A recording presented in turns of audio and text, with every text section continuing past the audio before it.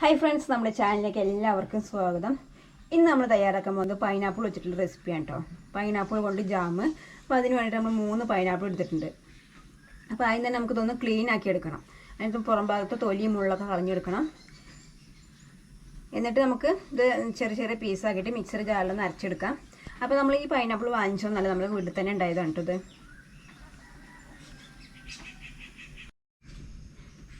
അപ്പോൾ നമ്മൾ pineapple clean ആക്കിയ ശേഷം ചെറുതായിട്ട് അരിഞ്ഞെടുത്തിട്ടുണ്ട് കേട്ടോ.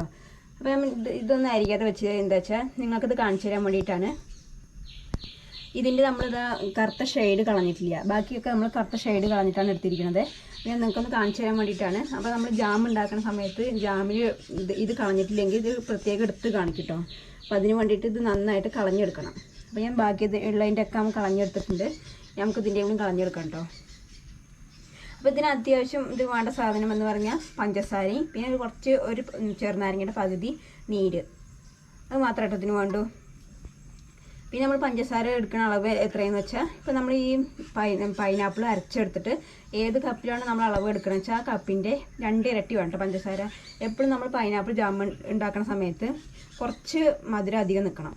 എന്താ വെച്ചാൽ പൈനാപ്പിൾ ചെറിയ പുളി ഉണ്ടാവില്ല, അപ്പോൾ അതിനനുസരിച്ചിട്ട് കുറച്ച് മധുരം അധികം നിൽക്കണം. അപ്പോൾ അതനുസരിച്ചിട്ട് വേണം നമ്മൾ എടുക്കാൻ. പിന്നെ നമ്മൾ മധുരം ആവശ്യം വേണ്ടാന്നുള്ളവർക്ക് അപ്പോൾ അതിനനുസരിച്ച് കമ്മിയാക്കും ചെയ്യാം. ഇനി നമുക്ക് ഈ പൈനാപ്പിൾ നൈസായിട്ടൊന്ന് അരച്ചെടുക്കാം കേട്ടോ. പിന്നെ അരച്ചെടുക്കണമെങ്കിൽ അരച്ചെടുക്കാം. അതിലിപ്പോൾ സീഡൊന്നും ഇല്ലാത്ത കാരണം നമുക്ക് അരച്ചെടുക്കേണ്ട ആവശ്യമൊന്നുമില്ല. അരച്ചെടുക്കുന്നവർക്ക് അരച്ചെടുക്കാം. പിന്നെ നമുക്ക് ഇതിൽ ജാം കഴിക്കണ സമയത്ത് ചെറുതായിട്ടൊന്ന് കടിക്കണം എന്നുണ്ടെങ്കിൽ നമുക്ക് ഇതിൻ്റെ പീസ് ചെറുതായിട്ട് അരിഞ്ഞൊന്നും കുറച്ച് മാറ്റി വയ്ക്കാം കേട്ടോ.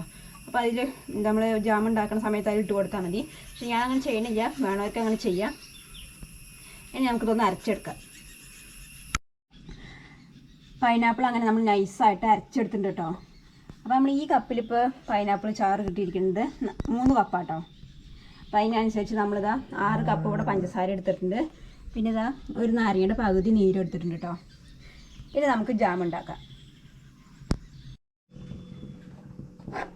നമ്മളിപ്പോൾ അടുപ്പത്ത് വെച്ച് കൊടുത്തിട്ടുണ്ട് കേട്ടത്. എപ്പോഴും നമ്മൾ അടി കട്ടിയുള്ള പാത്രം എടുക്കാൻ ശ്രമിക്കുക. നമ്മൾ നോൺ സ്റ്റിക്കിൻ്റെ ഒക്കെ പാത്രം ഉപയോഗിക്കുകയാണെങ്കിൽ അടിയിൽ പിടിക്കും. അപ്പോൾ അതിനനുസരിച്ച് നമ്മൾ പാത്രം അങ്ങനെ മാറ്റിയെടുക്കാൻ ശ്രമിക്കുക. നമ്മൾ പൈനാപ്പിൾ ജാമിനുള്ള മിക്സ് ഇതാ കുറുകിക്കൊണ്ട് വരുന്നുണ്ട്.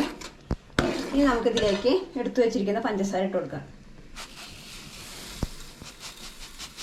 നമ്മൾ പഞ്ചസാര ഇട്ട് കഴിഞ്ഞാൽ ഒന്നുകൂടി മെൽട്ടാവും. നന്നായിട്ടൊന്ന് ഇളക്കി വെക്കാം.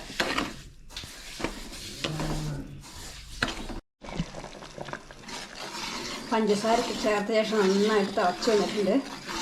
അപ്പോൾ നമ്മളൊരു കാര്യം വിട്ടുപോയി, നമ്മൾ പൈനാപ്പിൾ അരയ്ക്കണ സമയത്ത് ഒട്ടും തന്നെ വെള്ളം ചേർത്തിട്ടില്ല കേട്ടോ. വെള്ളം ചേർത്തുകൊണ്ട് കുഴപ്പമൊന്നുമില്ല, പക്ഷെ നമ്മൾ വെള്ളം ചേർക്കണതിനനുസരിച്ച് കുറുക്കിയെടുക്കാനുള്ള സമയം കുറച്ച് കൂടും. അല്ലെങ്കിൽ നമ്മൾ വെള്ളം ചേർത്തില്ലെങ്കിൽ അതേ ആ പൈനാപ്പിൾ തന്നെയുള്ള വെള്ളത്തിൽ അരയ്ക്കുകയാണെങ്കിൽ നമുക്ക് കുറച്ച് സമയം മതി ജാം ഉണ്ടാക്കിയെടുക്കാൻ. അപ്പോൾ നമ്മളുടെ ജാം ഏകദേശം കുറുകി വരാൻ തുടങ്ങി കേട്ടോ. ഈ സമയത്ത് ഇതിലേക്ക് നമുക്ക് എടുത്തു വെച്ച നാരങ്ങ നീര് ഒഴിച്ചു കൊടുക്കാം.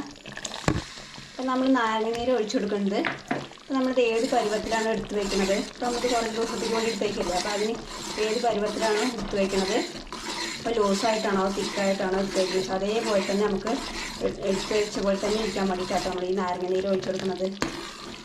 തിക്നെസ്സിലാണ് നമ്മൾ എടുത്ത് വെച്ചിട്ടുണ്ടെങ്കിൽ അതേ ആ തിക്ക് തന്നെ കിട്ടാൻ വേണ്ടിയിട്ടാണ് നമ്മൾ ഇത് ഒഴിച്ചു കൊടുക്കുന്നത്. പിന്നെ നന്നായിട്ട് കുറുകിയെടുക്കണം കേട്ടോ. ചെറുതായിട്ടൊന്ന് കുറുകി വന്നിട്ടുണ്ട്. അങ്ങനെ നമ്മുടെ പൈനാപ്പിൾ ജാം റെഡി ആയിട്ടുണ്ട്. ഇനി നമുക്കിത് തണുത്തതിന് ശേഷം ഒരു കുപ്പിയിലാക്കി വയ്ക്കാം.